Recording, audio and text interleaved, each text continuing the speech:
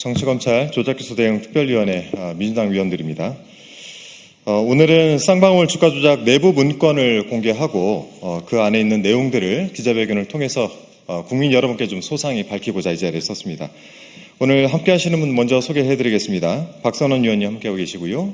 네, 이주희 위원님, 네, 그리고 김성진 변호사님, 네, 저희 특위 위원들로 활동하고 계십니다. 네, 안녕하십니까. 더불어민주당 정치검찰 조작기소 대응 특별위원회 한준호 위원장입니다. 오늘은 쌍방울의 대북 송금 사건에 대한 내부 문건 공개와 실질 목적 검증을 촉구하는 성명서를 발표하겠습니다.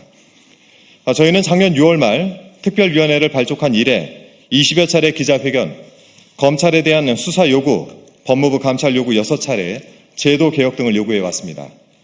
특히 소위 대북 송금 사건으로 알려진 사건과 관련해서 이화영 전 부지사를 접견하는 등 왜곡된 사건의 진실을 밝히기 위해서 노력해 왔습니다.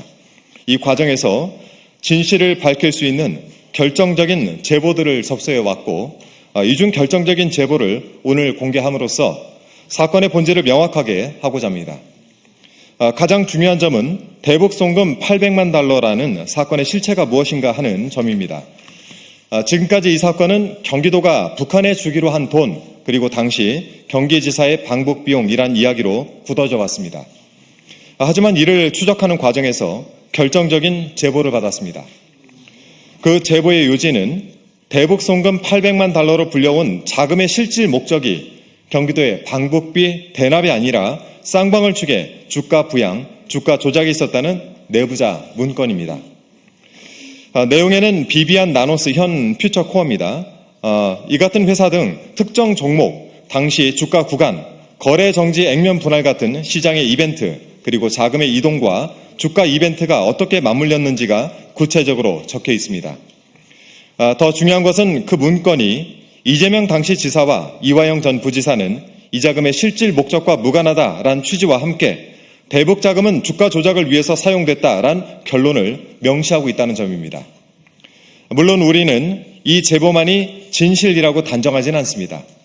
하지만 주가 조작 당시 시장 상황, 주가 및 관련한 이벤트가 상세하고 비교적 정확하게 적시된 자료가 나온 이상 더 이상 정치적 목적을 가지고 밀어붙이기식 수사가 아니라 계좌 추적과 공시 및 거래 기록, 통신 및 접견 자료 등의 증거를 위주로 검증해서 800만 달러 송금 사건의 진실을 밝혀야 한다는 것입니다.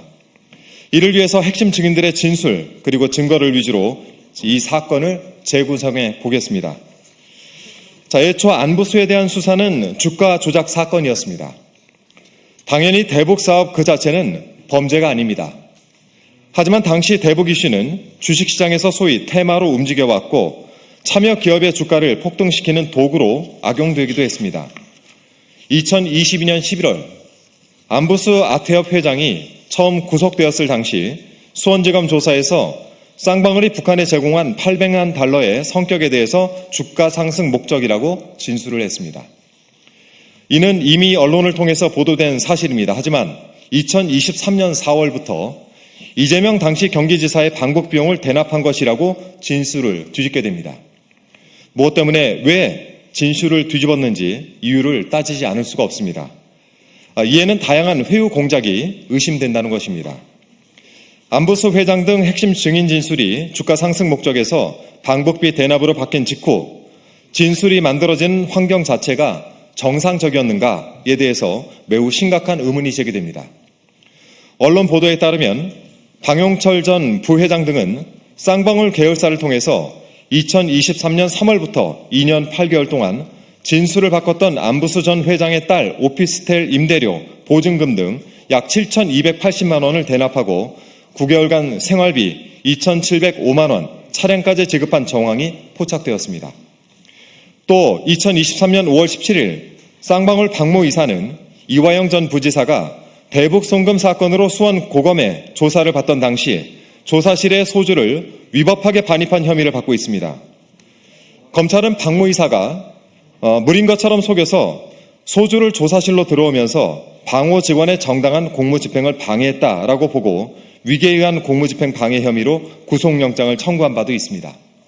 즉 핵심 진술이 뒤집힌 시점과 맞물려서 가족에 대한 금전 제공 정황 그리고 조사 과정에 위법 의혹이 제기된 상황입니다.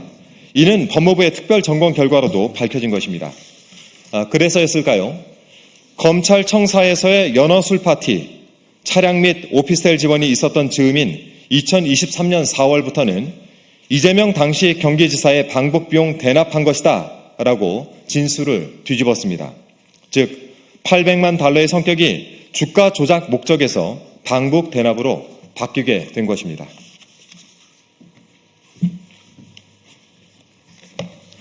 그러나 저희 특별위원회는 새로운 제보를 접수했습니다. 사건의 실체를 확인하기 위해 추가로 자료를 추적했고 그 과정에서 주가 조작과 관련된 손글씨 제보 문건을 확보했습니다. 오늘 이 자리에서 저희는 그 사본을 공개합니다. 사건에 깊이 연루된 내부자가 작성한 이 문건은 특정 종목, 그러니까 비비안, 그리고 인터베스트먼트, 밸류, 인베스트먼트, 몇 주씩 산다까지 다 나와 있습니다.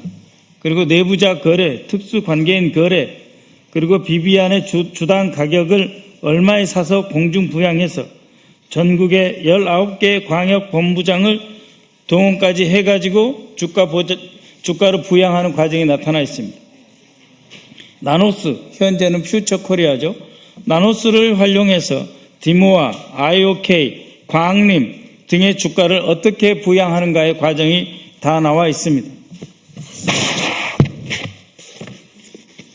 두 번째 제보 문서인데요. 나노스 주당 640원의 거래 중지 중인데 이것을 나노스 인수 당시에 수원지방법원의 회생 절차를 거쳐서 그 이후에 계속해서 법원이 손들어주고 이 인수자금을 순환철자해서 어떤 식으로 주식을 재상장하고 공시한 과정, 유상증자 등으로 주당 가격이 아까 640원이라 했죠. 그것이 어떻게 1860원으로 시작되고 그것이 공중부양이라는 표현이 있는데 공중부양 작전으로 주당 28,600원으로 부양되고 28,600원으로 가격이 640원이 28,600원으로 부양되니까 다시 10분의 1 액면 분할을 해서 3년 8개월 동안 올렸다 내렸다 하는 전 과정을 통해서 돈을 늘려간 그 과정의 제보가 있습니다. 사건에 깊이 연루된 내부자가 작성한 이 문건은 특정 종목의 주가 구간, 거래 정지, 액면 분할 등 시장 이벤트와 함께 자금의 성격을 대북 사업 대납이 아니라 주가 부양, 주가 조작의 맥락으로 설명하고 있습니다. 무엇보다 문건은 결론 부분에서 이재명 당시 지사와 이화영 전 부지사는 이 자금의 실질 목적과 무관하다라고 하는 취지가 결론으로 담겨져 있습니다. 이러한 문건의 신빙성을 확인하는 방법은 여기의 내용이 시장 기록, 시장에서의 실제 거래 기록과 부합하느냐 하는 것입니다. 첫째 문건 비비안의 10대 1 분할을 적고 있는데요. 이거는 누구나 감으로 쓰기 어려운 구체적인 사실관계입니다. 실제로 비비안은 과거 10대 1 주식 분할, 즉 액면 분할 성격의 이력이 확인됩니다. 다시 말씀드리면 이 문건의 작성자는 최소한 가장 중요한 이 종목의 핵심 이벤트를 잘 알고 작성하였습니다. 둘째 문건인 나노스 퓨처 코리아 640원 거래 정지 중이다라고 하는 점을 분명하게 밝히고 있습니다. 거래 정지 상태인 바로 이 주식이 어떻게 다시 주가가 공중부양했는지를 보여주고 있습니다. 또한 문건 곳곳에서는 거래 정지, 분할, 특정 가격 구간 등 주가 조작 수사에 통상 문제가 되는 사건의 골격이 그대로 반복되어 사용되고 있습니다. 즉 돈의 성격을 시장 범죄의 관점에서 설명하는 내부자가 아니면 알 수 없는 내용입니다. 결국 이러한 증거들은 이 사건이 방북 대가 사건이 아니라 주가 조작 사건이라고 하는 것을 분명하게 보여주고 있습니다. 이상입니다. 이에 더해 금융감독원에서도 주가 조작 혐의 조사를 무마한 의혹이 있습니다. 쌍방울그룹의 주가 조작 사건이라면 한 가지 더 짚어봐야 하는 점이 바로 이 지점입니다. 금융감독원은 이를 몰랐었나? 의문을 제기할 수밖에 없습니다. 저희는 금융감독원도 이 부분을 분명히 알고 있었다고 주장하는 바입니다. 2022년 4월 초 쌍방울그룹 계열사인 비비안, 나노스, 미래산업, 광림 등 여러 종목이 이틀 연속 상한가를 기록한 뒤 급락하는 등 전형적인 이상급 등락 양상을 보이자 금융감독원이 주가 조작 의혹 조사에 착수하였습니다.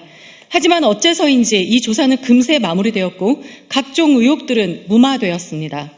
또 2022년 7월에는 김성태 회장 본인조차 금감원에서 주가 조작 관련 조사를 받았다는 취지로 언급한 바가 있습니다. 즉 적어도 그 시점에 금융감독원은 쌍방울그룹주 주가 조작 가능성을 분명히 인지했다는 것입니다. 금융감독원은 당시 조사에서 어떤 결론을 내렸습니까? 혐의가 있었다면 그 이후 조치, 이첩, 제재로 왜 이어지지 않았습니까? 설령 최종적으로 주가가 급락해 차익 실현이 완벽히 이루어지지 않았다 하더라도 급등한 주가를 이용해 담보가치를 부풀려 대출을 받거나 시장 신뢰를 이용해 자금 조달을 하거나 또 계열사 관계사를 통해 CBBW 등 금융거래를 유리하게 끌고 갔다면 그 자체로 시장 질서 교란 및 자금 조달 과정에 중대한 위법성 문제가 성립할 수 있습니다. 진실을 밝혀야 합니다.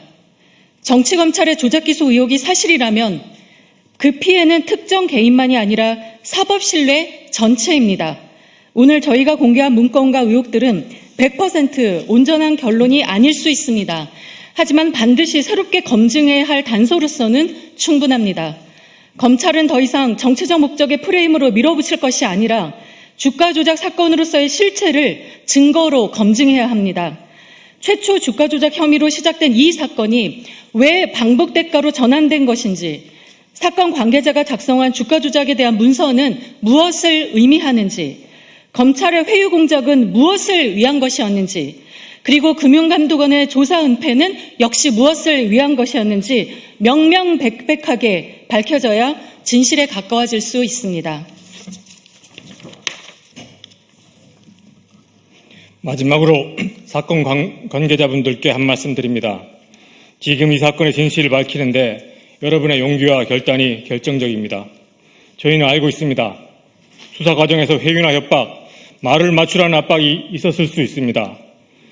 누군가는 순간의 두려움 때문에, 누군가는 잠깐의 유혹 때문에, 또 누군가는 그 정도는 괜찮겠지라는 생각으로 사실과 다른 진술에 휩쓸렸을 수도 있습니다. 하지만 지금 필요한 것은 과거를 붙잡고 서로를 공격하는 일이 아닙니다. 지금부터라도 진실을 바로 세우는 일입니다.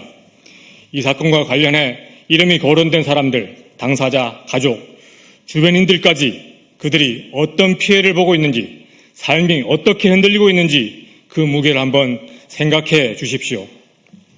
진술 하나하나가 사람의 인생을 무너뜨리고 국가의 사법 신뢰를 훼손시켰습니다. 또 지금까지 얼마나 많은 국론 분열과 사회적 낭비가 있었습니까? 진실을 말하는 한 걸음이 왜곡된 프레임을 멈추게 하고 억울한 피해를 끝낼 수 있습니다. 지금이라도 알고 있는 사실을 그대로 말해 주십시오. 누가 언제 어떤 방식으로 접촉했고 어떤 요구가 있었고 어떤 제공이나 압박이 있었는지 증언해 주십시오. 진실을 밝히는 일은 누군가를 보호하기 위한 정치가 아니라 무너진 정의를 복원하는 최소한의 책임입니다. 저희도 진실을 밝히려는 분들이 불이익을 받지 않도록 제도적으로도 정치적으로도 책임있게 뒷받침하겠습니다. 감사합니다.